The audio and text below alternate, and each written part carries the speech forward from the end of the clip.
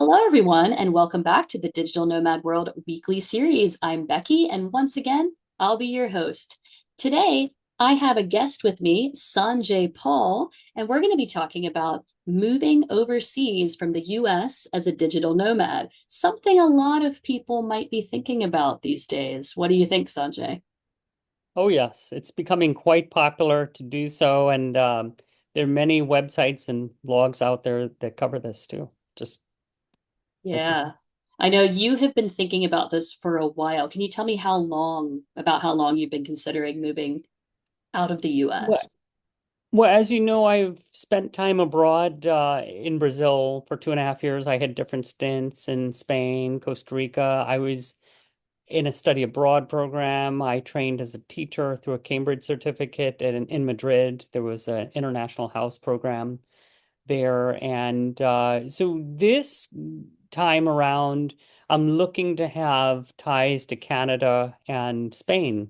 And I've been thinking about this over the past couple of years. I wasn't quite certain at the time where I was going to start out upon relocation. And so I decided Barcelona, Spain, and also looking in the Vancouver, Canada area. Yeah, and I think it's also normal for people to think about multiple areas for maybe different seasons when they make that move.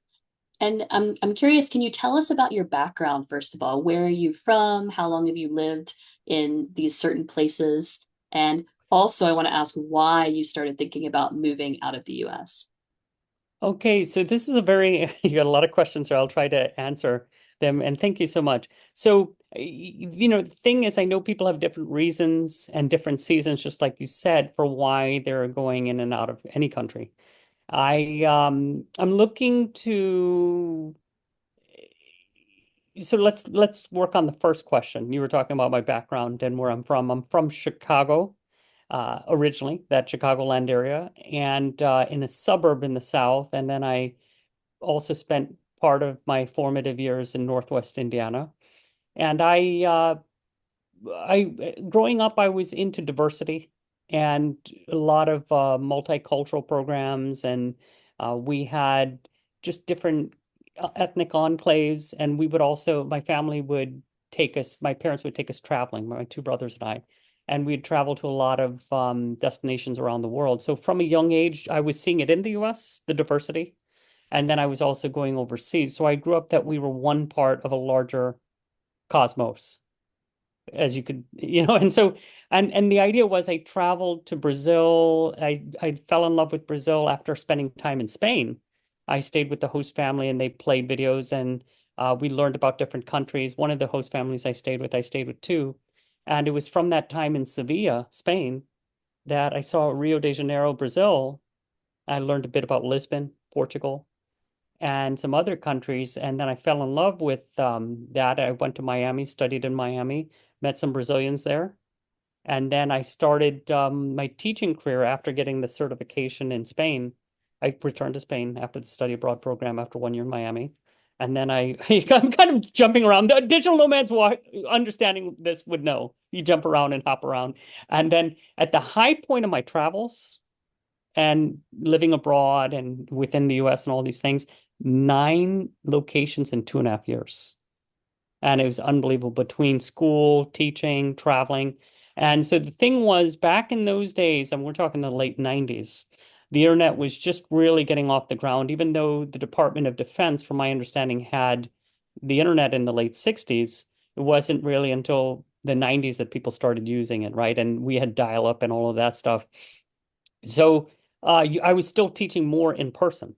So I would find jobs online, but there was more in person. You didn't really have that much, many online students, and people were still doing correspondence. There's like the University of Phoenix, that was very popular in the 70s and beyond for doing correspondence courses.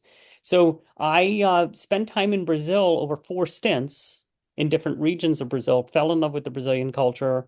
And I had spent time during college. Went on a trip to Costa Rica and then I did a quick study abroad program. I was gracious. I was very grateful to my father for doing that, helping to organize those kinds of things. And as I told you, my parents were very big on making sure we enjoyed different cultures, and we were able to see extended family that we had. I went to India 7 times. I saw relatives in England, Canada, and it was a lot of fun, but I hadn't thought about staying in Canada until recently. And what happened was I was going to Vancouver because we were getting ready to go on our digital nomad cruise, right? And what happened was I fell in love with the city, and I had lived in San Francisco. I bounced around. I lived in a lot of regions of the United States and different parts of the world. So, and traveled a lot to like 34 countries. So I got a lot more to travel to. And all of a sudden I said Vancouver could be the place. Like I was playing piano in a coffee bar. I love playing piano, guitar, and singing. And I was able to watch a movie. I was able to go walking, go to the gym. Everything was straightforward. And it reminded me of San Francisco because of the mountains in the distance. You had the bay and it was very clean. And I said, wow, Canada, what about Canada?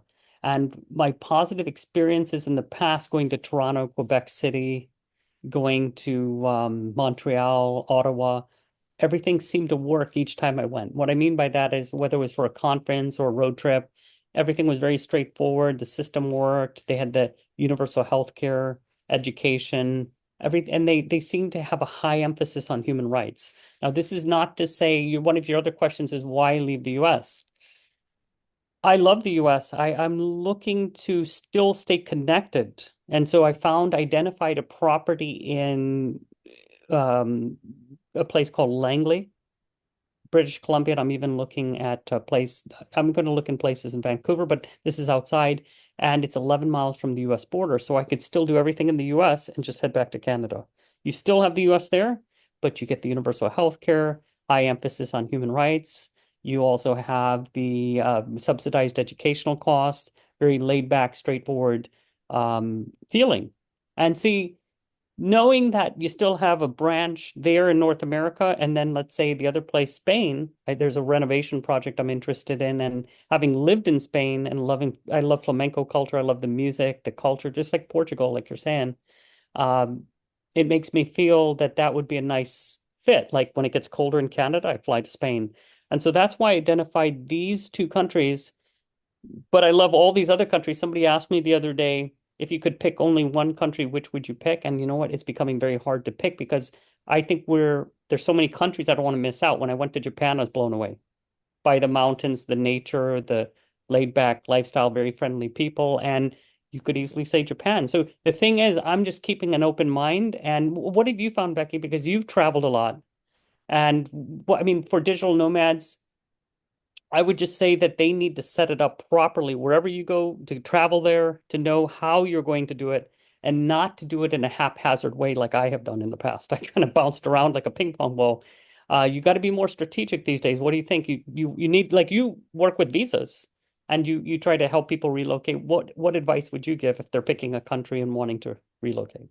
Yeah, so I've been following the digital nomad visas that have been coming out. I write a lot about that for Digital Nomad World actually on the website, but also I live in Portugal and as I told you, I help with getting people coming to Portugal and getting visas. And I completely agree with you. Even if you're a nomad, I think it's about taking the definitive step. I think we can jump around a lot. We're trying all these places, but eventually, because some of these places become like they start to close their programs or it gets harder to get in.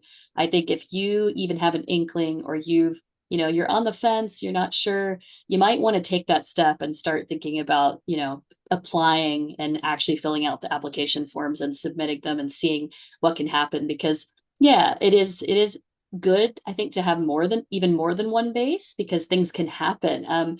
You fell in love with Spain, but I've been watching what's been happening in Spain the last month or two with the natural disasters. It's really sad to watch, but and you don't know exactly what area that you've been to already that has been affected. Valencia was a big hotspot for digital nomads. I think it still is, but you might need to get out, and this is for people around the world.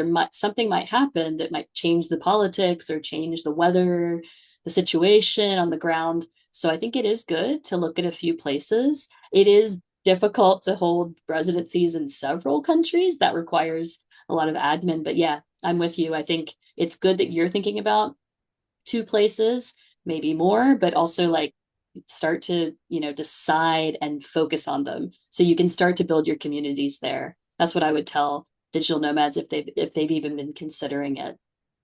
It, and this is one thing I also believe definitely like what I would tell my students. I've been teaching for about 8.5 years, maybe slightly under that. And I taught at different colleges, universities, in person, online. I primarily teach online.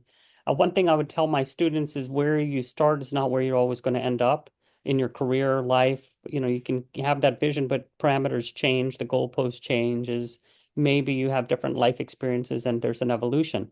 Also, like you said, building your community, it's important that when you go for the position or the online position or whatever it is, or if you're taking your own business there, that you look at what your lifestyle is going to be like. Some people are, I met people that don't care as much about that. They go in, they work, and then they leave. I've talked to a bunch of digital nomads that are like that. And then there's some that are looking for the balanced life. It's very, very important that you see how your other needs are being met. Like if we look at Maslow's hierarchy of needs, a lot of your listeners or viewers might have been familiar with that too. That model maybe in school, but basically the physiological needs all the way to self-actualization, and in between are the love and belonging, those self-esteem kinds of needs. Very important is to see where you fit in on that pyramid in wherever you're going. And there needs to be something like of a draw, like you said. I mean, a community, not only of digital nomads, but how are you taking care of maybe your mental health, your emotional stability tied to that, or physical well-being, spiritual, religious, or philosophical aspects, or even your political beliefs. Like, in other words, the Nomad Capitalist, Andrew, the head of that, has a clip I highly recommend your listeners also or viewers check the Nomad Capitalist out. It could support what you're sharing too. What he talks about is kind of what I believe, this idea about going and what you just said about the community. You want to go to a place that the country's mostly in line with your beliefs already. Those are fewer things that you need to negotiate. If I already know that, okay, A, B, C already is in place, whether it's with healthcare or education. I mean, believe it or not, having universal healthcare or socialized medicine and being a digital nomad takes a little bit of the burden off. Even though a lot of the digital nomad visas require, right, proof of health insurance. Those are things important, but you don't get to necessarily benefit from the system until certain procedures are followed and certain steps are followed, and it varies by country. But I would make sure that the lifestyle is a bit more plug and play or it's more adaptable. It doesn't mean you can't overcome a bigger hurdle for adaptation, but you got to be committed to learning the language. Some people want to go to places where they speak English more.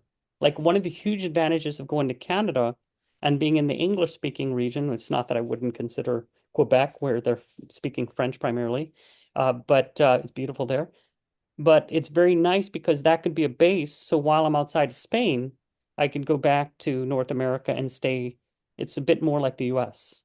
Now, a lot of people will pick cultures that are similar to their home country as they're venturing out. Other people won't. They want something different. Digital nomads, as you know from the ship, people meet. They're in different countries. They're digital nomads in other countries. They're marrying, and then they live in a third country. And so thinking of the world as a global place, okay, what could happen if this happens? Also, we also, Becky, if I could share, there were a few people I met on the ship, this Nomad cruise that we went on that left from Vancouver, passed through Alaska, then went to Japan, where they don't have a postal box. And one thing, and I don't know what you believe, Becky, we got to not be as haphazard because some people are comfortable using a friend's address or sleeping on the couch. I talked to a couple of people, not trying to judge anything, but I know how I was in my 20s and teen and 20s. I was a bit more haphazard. I mean, I took everything with me. I lived out of suitcases. A lot of digital nomads do that. There's some people that don't have any belongings or into minimalism. And what happens is you accumulate when you stay in a place. So thinking of the housing options, cooperative living. What kind of lifestyle do you want? Are you going to be more mobile? Where's your address going to be if you have mail sent? Now what we have are scanning services that can scan email you what you're getting, and you can shred, you can select. And I even have it now where I just set up a private mailbox and I got to fill out some forms later on today or tomorrow. And that's going to allow me to have anything sent to Virginia, where I'm currently based, to then I have a home here, and I'm going to move my mail to this box that's still in the same town, Midlothian, Virginia, same city. And what's going to happen is we're going to then have it sent to wherever I am, whether in Canada or Spain. Very important is to have the logistics taken care of. We can play this game of having you stay at a friend's house, or hey, mom, dad, do you mind if I just, of course, they're going to say yes, right? But do you want to leave the nest, or do you want to stay in the nest? Do you want to have that independence while creating a safety net that, hey, at least I have a private mailbox, something a little more official? It also makes it easier for a business.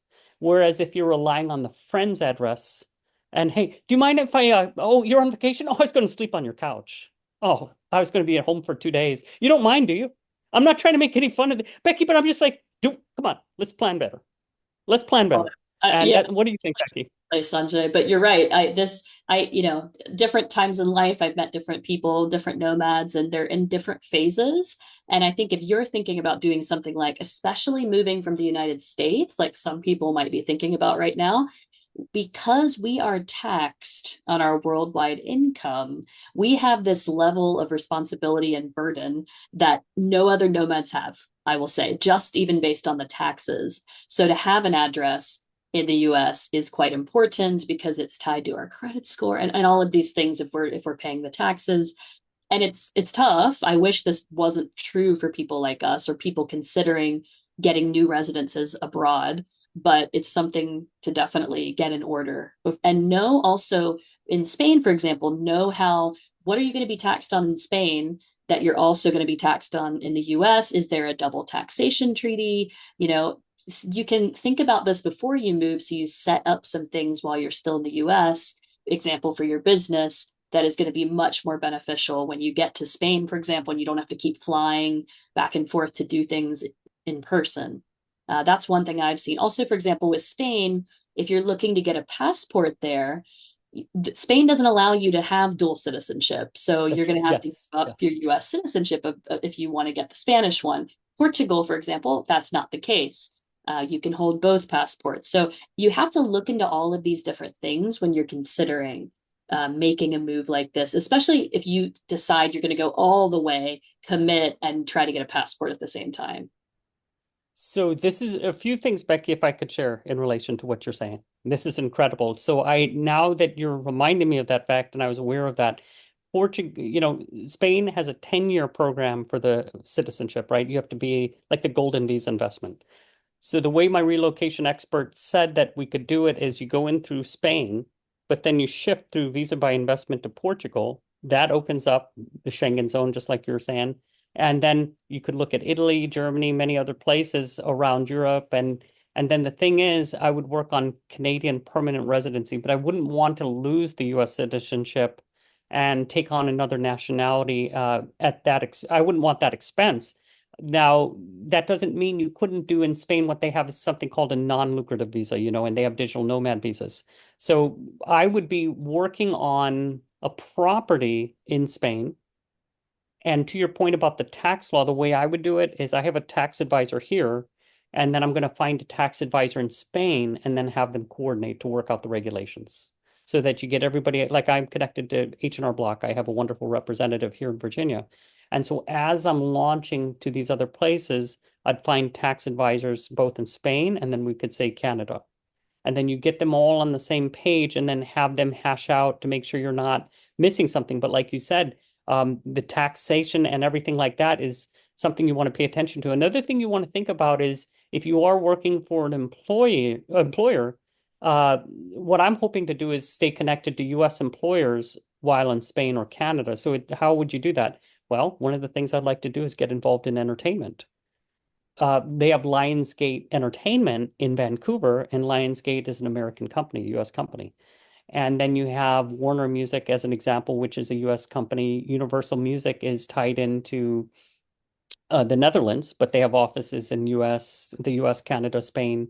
You start thinking more of like, okay, if I'm going to get involved with this company, what kind of visa support could they provide? And would they have lawyers or accountants that could help to negotiate things on the contract and or back end. I think to your point, that's very important. But also, this is extremely important. I wouldn't give up US citizenship to take on Spanish citizenship. That I'm right now going through the golden visa um, process. Now, to your point, I want to bring up this idea. There are two ways that somebody can give up citizenship in the United States. And when you're overseas, they call it renunciating, right? Or there's two. It's renouncing Yes. and what's the second one? I don't know if it's revoking, but I thought renunciating was the same as renouncing. But yeah, I was always Yeah, saying renounce. yes. So let me go over this. Hang on one second. I want to bring this up really important so your digital nomads don't make this mistake. So some people, here's what they do. It's there's two ways, renunciating and what was the second one? I got to check what it is. Relinquishing. There are Relinquishing. two Okay, ways. so not revoking. There's two legal terms and two ways to do it. The problem is you'll see digital nomads doing this. They'll go to another country and then they don't want to pay taxes, or people that are very successful in businesses, and they can still collect on their social security, but you'll have to go through you have to go through a tourist kind of process and go back into the US. Hmm. You'd lose your right to ever get that citizenship back. So it's a permanent thing.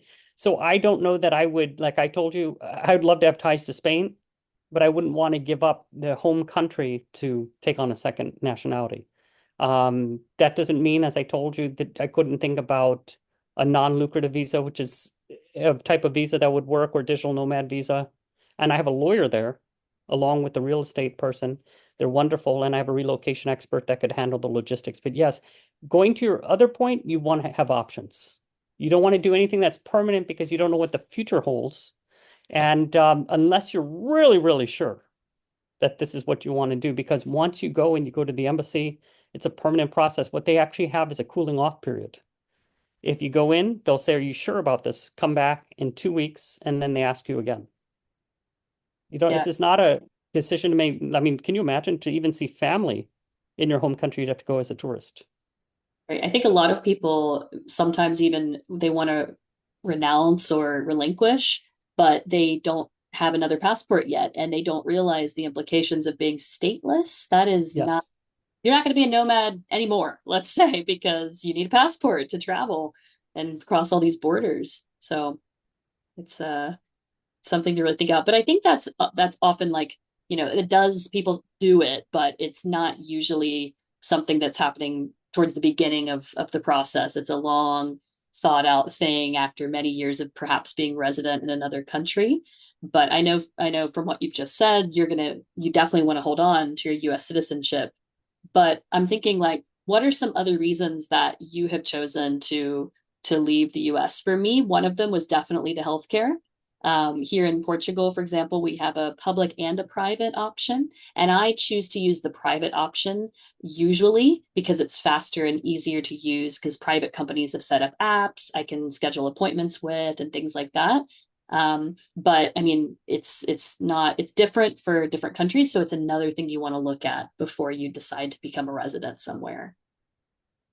Yeah, see, and I love the US, and you were asking me my personal reasons. I know everybody has different reasons, right? They might move for a partner, as you talked about, for healthcare, work.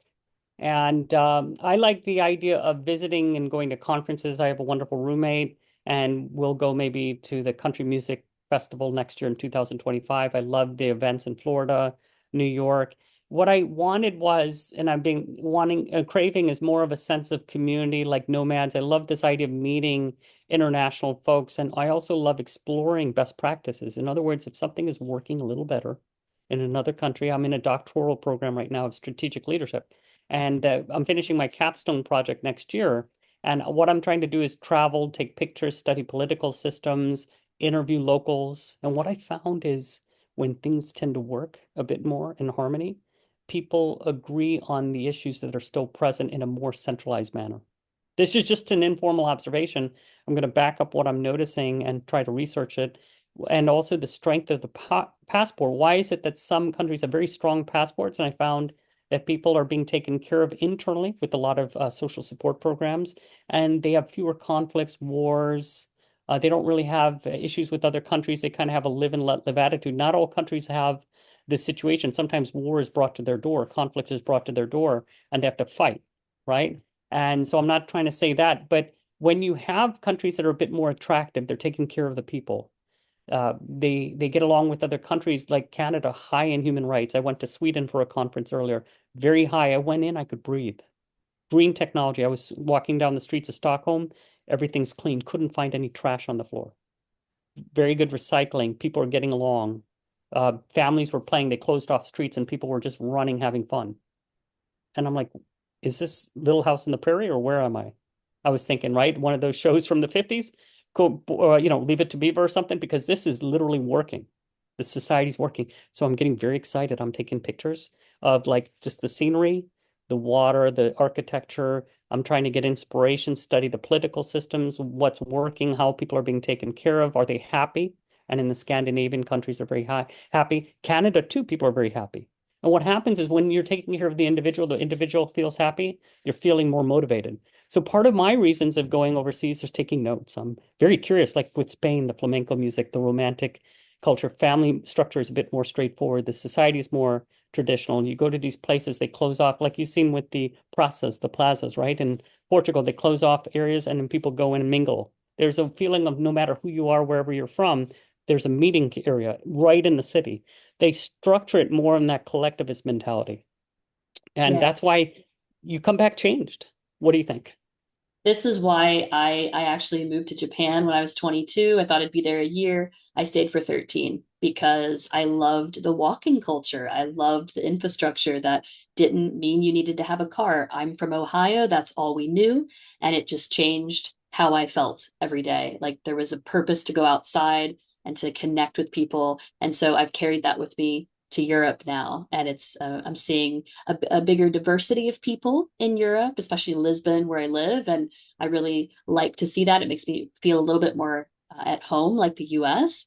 Also, we haven't mentioned this, Sanjay, but the food. Okay, first in Japan, but the food in the U.S. I grew up eating fast food. My mother was a working mother. She didn't cook at home really. We used the microwave a whole lot. And I didn't even understand what food could be when I was a kid. But now I know we don't have a lot of control in the US about the food that is being put in our supermarkets. And I feel that Europe and Asia in particular, they care a lot more with their regulations about the food that people are eating. And so I don't even have to do the work. The government has done the work for me and protected me more here and in Japan and Asia where I was. In Asia, a lot of the food is coming straight from the fields. I mean, it's a whole different lifestyle. See, Becky, and that goes to another point, and not to say anything about the US, but with the lobbying groups. And I interviewed a parliamentary official in 2013 in Ottawa, Canada, and he said we have less corruption in Canada. We don't really have it because we don't have the special interest groups trying to influence parliament members. And so I thought about that. And to your point about what you observed in Asia and other places where the government's a bit more straightforward, the people are able to trust the government a bit more. You also have more of a, it's not that they don't have the diversity of views, but like you said, well, I trust the government because they're watching out, like you said, for my interest with the food. But you have a lot of people in the food industry. We're not saying anything bad, sugar industry, other places, and we have lots of documentaries on these things where they try to influence congressional officials. And then the challenge is they have a lot of money and things are a certain way. Like every time I go to places, I'm looking at labels. I'm going to go to Whole Foods later and still look at the labels.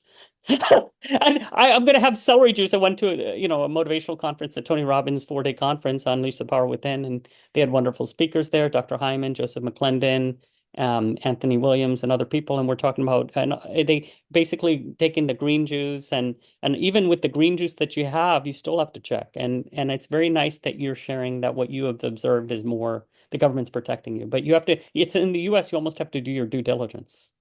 You have to really check those labels. Yes. I mean, I am not saying where I am is perfect. There is no perfect country, but I feel because of those special interest groups and the money involved in the Yeah. US, It's gotten out of hand, and it's gotten to the point where you do have to be vigilant about your food. And it's nice to be somewhere or have an option to be somewhere where you don't always have to think about that. And you can have food that's a little more natural, let's say.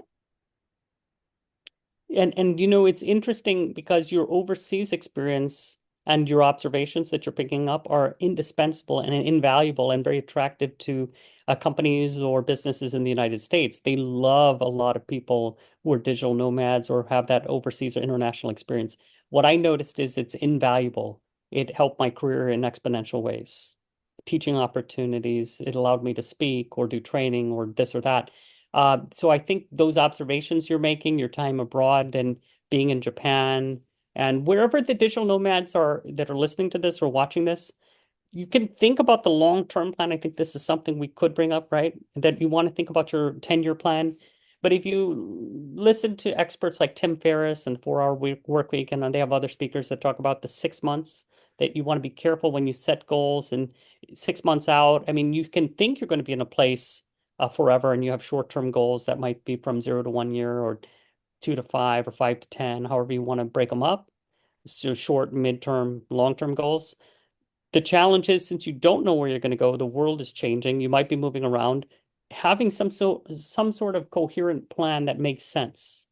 Sometimes things don't fit together perfectly, but having that long-term view, okay, if I move to XYZ country, what's going to happen long term, or like you said, the visa implications, really thinking through, or what happens in this case, but you still go with your plan. You might change careers, but what about how this would serve if you return to the US or your home country, with whoever is watching that might be from other countries? Like, how will this translate to if you one day decide to return? Because I've talked to digital nomads that will spend time abroad and then return, or they might have aging parents, or they might have some reason for returning, but they thought forever they were going to be overseas. And I just would say you don't have to make decisions. It's why you're committed to your decisions. You don't have to waffle or vacillate. At the same time, understand that you're going with the flow of life. And like you were in Japan for 12 years, 13 years, you said Never 13 thought that years. was going to happen at the beginning, but just kind of kept going. And yeah, every year just was evaluating, do I stay another year? How is it feeling now? Like you said, we never know where life is going to take us, but it is nice. I have to say, it is nice to feel a sense of home and a sense of stability in some parts of your life while you're continuing to be a nomad. I am still a nomad about half of the year. And I really appreciate that time. And I also really appreciate right now coming back to my home. And so I hope when you start to think about Canada and Spain that you are going to find this same feeling and sense of community there, Sanjay. Well, and I appreciate that. I want to respect your time too. If I could share with you Oh, yeah. that thank you. Canada, what I like about being close to the US border, it's only 11 miles. There's a property identified. I have a wonderful realtor there. And if it works out, I'm having faith that it can. It's 11 miles from the US border. I could hop in my car. And very important that the digital nomads, especially from the US that are watching this, that you get a passport and a passport card. I have my passport card with me and I have my passport. You can get both through the Department of State, and any other listeners who might be from other countries, make sure you get multiple options for identification. So why is that important? If you're in a motor vehicle and you're going from Canada to the US or US to Mexico or whatever it is, you want to have the US card, that passport card you can slip in your wallet. So imagine I'm able to go to the US and I'm only 11 miles away, and then you benefit from some advancements in Canada, the cultural mix there. Then you can be close to the border. I could go to the US and then do my music. I could teach. I could go to LA. I could go along the California coast, and I could just move around the US by being right outside the border. It'll be similar to being like in Tijuana, where you're outside of San Diego, down south, but you're in Mexico, but you can go to the US. I It's love you're right the there, but idea of yeah, living so close to a border, like be it the citizen of one country, but you get the benefits of both, or just drive back and forth as a tourist, I guess, for some people. But yeah, being close to the border, that's a good idea. You could probably do the same with Spain and Portugal if you want. oh, that'd be nice. Yes, with Barcelona, I found out it's about a 2 hour flight to Lisbon. I got to double check that. 2.5 hours. Plus, they have bullet trains to Madrid. Madrid has a conference. So what I'm doing, also one thing I'd recommend if I could share, I don't want Hmm. to go over.